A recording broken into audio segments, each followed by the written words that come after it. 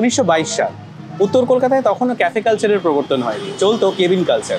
এবং ঠিক সেই সময় নিরঞ্জন হাজরা 1922 সালে শুরু করলেন নিরঞ্জন আগার 239 চিত্তরঞ্জন অ্যাভিনিউতে, যেখানকার চপ, কাটলেট, ডিমের টেবিল এক কথায় অভূতপূর্ব। আজ কিচেন টেলস নিয়ে আমি অরিজিৎ, নিরঞ্জন আগারে।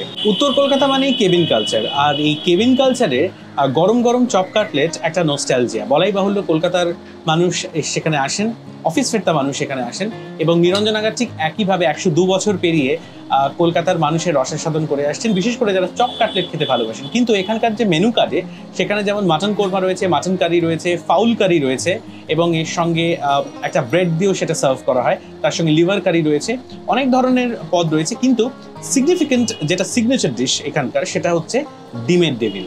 এবং বলে রাখা ভালো যে ডিমের ডেভিল নিয়ে নিরঞ্জন আগারের কিন্তু একটা বিশেষ জায়গা রাখে, তারা ঐতিহ্যবাহী।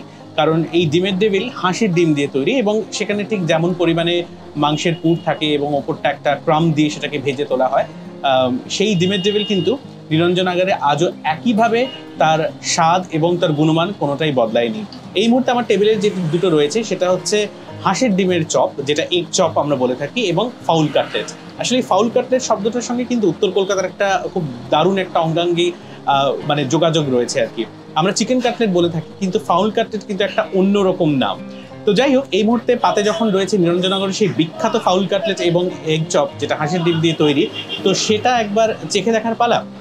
ফাউল কাটলেটটা আমার সামনে, এবং ঠিক যেমনভাবে কাসুন্দি দিয়ে সার্ভ করা হয়েছে, তার সঙ্গে বেশ কিছু স্যালাড রয়েছে, যেখানে বিট, গাজর, শসা সমস্ত কিছু রয়েছে।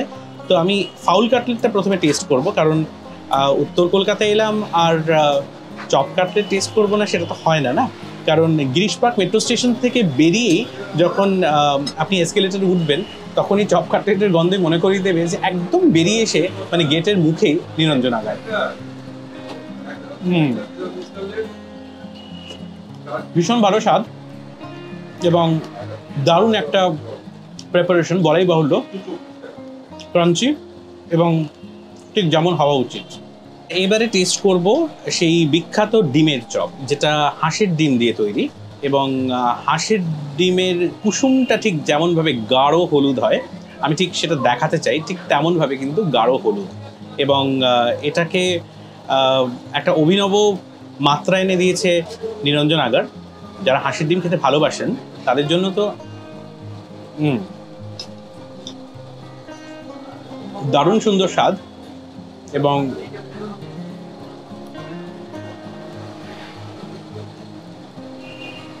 বাকরুদ্ধ। তার জন্য নিরঞ্জন আগার আসতেই হবে। কাসুন্দির সঙ্গে স্যালাড সহযোগে ডিমের ডেভিল বা ডিমের chop, foul cutlet, fish fry, তার সঙ্গে বিভিন্ন ধরনের কারি, মানে মাটন কারি, ফাউল কারি, সব কিছুই রয়েছে। চেখে দেখতে হবে নস্টালজিয়ার 102 বছর, যেটা কলকাতায় অনবদ্য একটা জায়গা রাখে।